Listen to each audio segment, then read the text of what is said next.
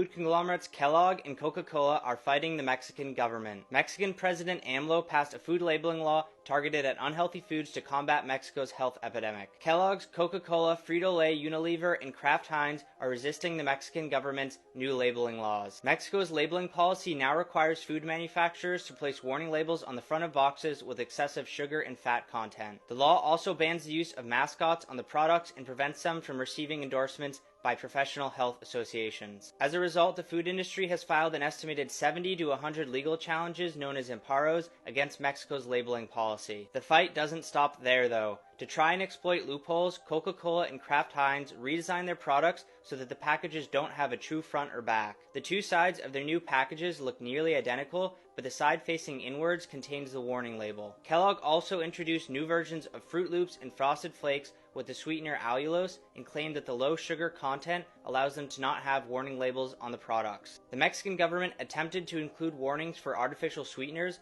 but the food industry appears to have successfully lobbied them to not classify allulose as a sweetener. Bimbo's, which owns Entenmann's and Takis, exploited a loophole by printing the mascot on their food product and making the packaging clear so consumers could still see it. Mexico's Supreme Court looks poised to uphold the labeling regulations amidst the big food companies' resistance, with public discussion drafts rejecting the food industry's arguments. The same food groups and companies are already influencing and shaping the FDA's future plans for labeling requirements, even though they haven't been unveiled yet. And get this, the American food companies believe that mandatory food labels would violate the U.S. Constitution. This would lead us to believe that in reality, the U.S. food industry will shape and water down whatever plan the FDA eventually releases. One takeaway is adamantly clear to me, and that's that food conglomerates will stop at nothing to try and increase their profits by keeping people hooked on their ultra-processed food. Let me know if you're on Mexico's side with this in the comments below. And I want to give credit to Nicholas Florco for doing a great job of writing the initial story on this.